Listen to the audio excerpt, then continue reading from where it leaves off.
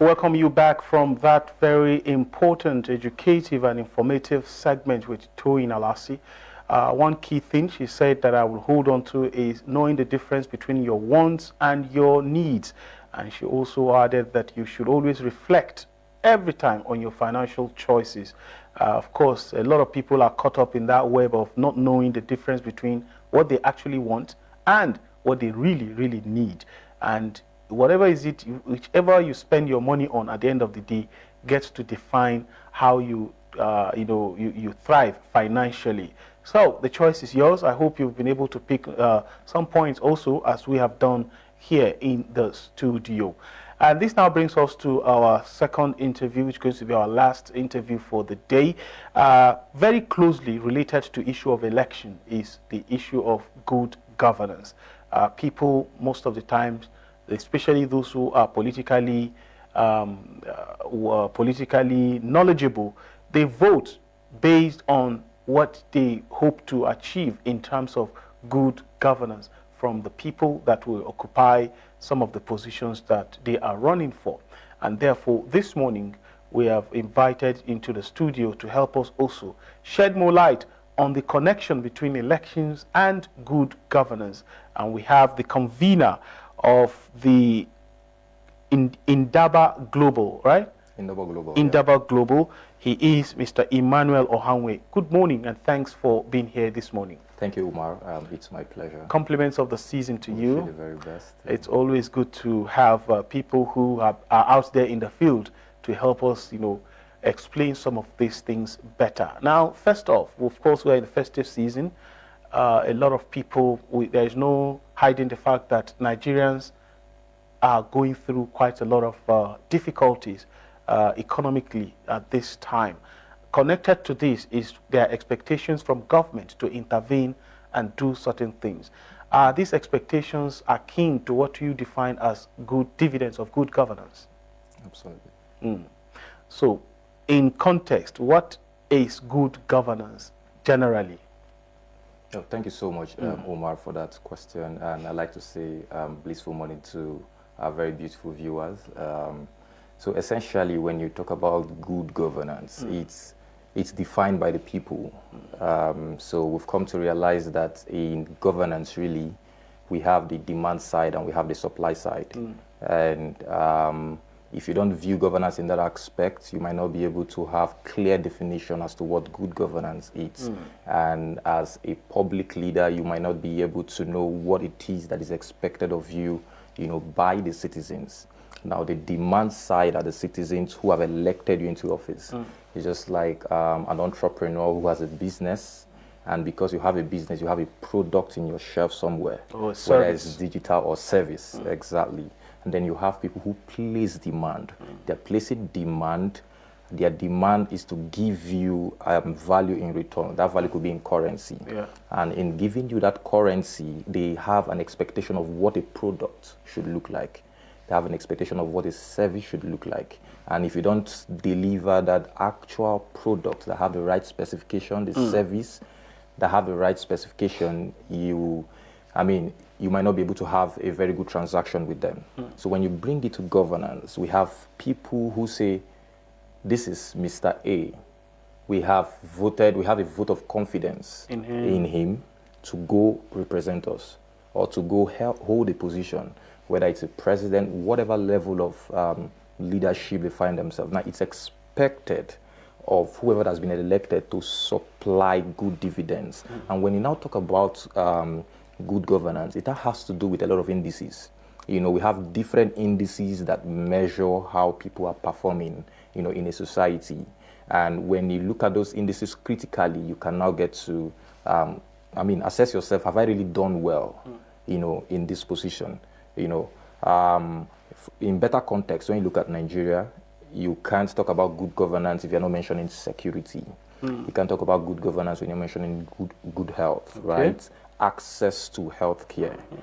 Our healthcare are increasingly becoming debt traps. How can we begin to, improve the healthcare system in a way that it adds to the Human Capital Development Index? Because we know that healthcare, education, skills and development, training, they are all elements of human capital index.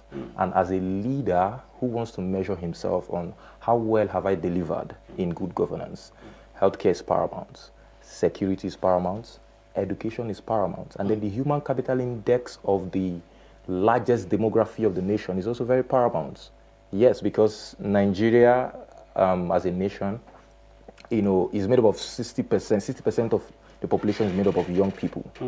And what that means is that that critical demography has to be looked into, has to be really assessed to be able to underscore yourself if you've really done well in position. Okay. Yeah. So you've mentioned quite a number of things. You said security, healthcare, access to healthcare, and quite a number of other things. So at this point, how would you rate the delivery of this good governance to Nigerians, particularly that we just installed a new administration at the federal level and in most of the state level? What would be your rating of what we are having, especially with regards to what we ordered for?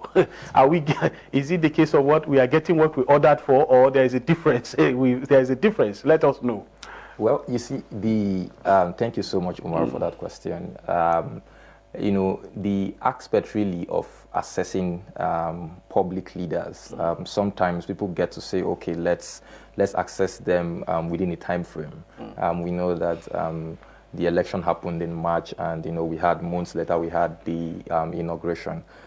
So we Nigerians are hoping that the new government is settling in, but the wave that accompanied the emergence of the government was not entirely very hopeful to the people. A lot of persons began doubting the choices they made. Especially at the national level, we know across the states the political dynamics across the states were really they were variable in a sense, because when you come to certain states, you see a large chunk of the people jubilating that what they ordered for was actually what they got, in your words, right? We have some other states who are crying foul that the institution, worked against them. And so you most times when you begin to analyze outcomes of governance, you realize that institutions also have a way of either contributing positively or negatively to the outcome. Because when an institution begins to work against the people, it totally destroys the faith of the people. You now realize that there's debt in compliance. So you bring up policies, the people don't trust you because in the first place they never trusted you to be there. And because you found your way there, you realize that most of it would take really time for you to be able to gather them together and win back their confidence. Exactly. Gain back their confidence, and then you will now see policies work, because the policies can only work when the people are compliant. Buy into it, Exactly. People have to be compliant, people have to own it. And when they own it, people will now influence other people around them to say, because it's out of the conviction you have about a reform that has been, promulgated by a legislative arm or a government. It's out of that conviction that you can now influence people to say, come, let's stop, indiscriminate disposal of waste because it's, shattering FCT. That's because we have that confidence in the government. But when you look at it and say, well, the institutions are not doing us well, the electoral system are just sham, when you go to the judiciary, it's who has the biggest pocket and all of that. The legislative arm is now a rubber stamp. The citizens now, they get to hide back to their shelters. So that's where people now begin to do survival of the fittest. And in most cases, when people can't compete anymore, when it's becoming so toxic, they now decide to, start experiencing what we call brain drain. People begin to, the amount of doctors that have left the nation is alarming. It's really because people are now, their faith in the system is dwindling down. So you no longer see your future in the system, and so you want to just go elsewhere. Exactly. Okay, now you've talked about also confidence and trust between the government and the people. And I want to ask, how important is it for those who find themselves in key elective positions to continue to work towards enhancing that trust, even those who are legitimately voted for and they they gain their way into these positions. How important is it to keep an eye on the trust index aspect of governance? Because you've said it's very crucial. Very crucial. And if there is no trust, if there is no confidence between the people and the government, no matter what the government does, it will take a really, really long time before the people buy into it. And I think the question I want to ask is, what should leaders be focusing on in their effort to get the buy-in of the people in their policies geared towards delivering good governance? Thank you so much. Very beautiful question, really. And I hope, some of the policymakers, leaders also get to watch this. You see, people, when you look at the Maslow hierarchy of needs, you get to understand the psychology of people, and when, as a leader, you begin to observe people from that lens, you will know what to prioritize. Yes. And then you will know how to get their confidence, right? People want to feel belong, like they want to, feel like they own something. And so for you to make them feel like they own something, not like feeling, but in a real sense, also actually making them own that thing, not a false feeling, but actually making them, own that thing, is to begin to incorporate them into the policy making process. Okay. Yes. So when you talk about, you can't just come to a community and assume you know the problem in that community. You conduct what we call the community needs assessments. And the community needs assessment, you make it people-led, people-driven. You go to the community, you meet the leaders, the traditional leaders, you meet the stakeholders, you say, you know what, this is what we feel we want to do in the community. You bring them together, they become the drivers. Okay. When you come to a community to say, we want to, for instance, address, mortality rates in a community, and then maybe the mortality rate will be directed towards maternal women, like women who are nursing mothers and all of that. They will tend to listen to people who they are familiar, who have familiar faces, yes. Right? And so that's how you drive policies. That's how you drive policies. People-led, people-inclusive, people-driven. People-led, people-inclusive, people-driven. You bring them around the table. I mean, we know you have a cabinet, right? Yeah. While the cabinet iterates, ideates, and come up with ideas, it can never be successful if the people do not absorb it. So the first thing you want to do is to make them take ownership of it. You will realize that in most cases, that when you think you've already, iterated a solution for them, when you come, they would even add more valuable insights into what you've developed already, because they are the receiving end.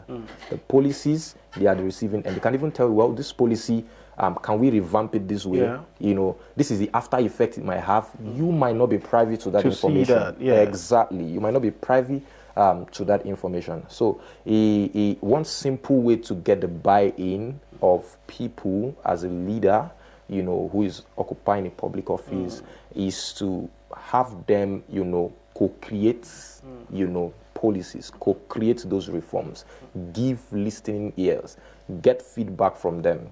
Right, and then when it's time for deployment, let them know, okay, this is the deployment strategy.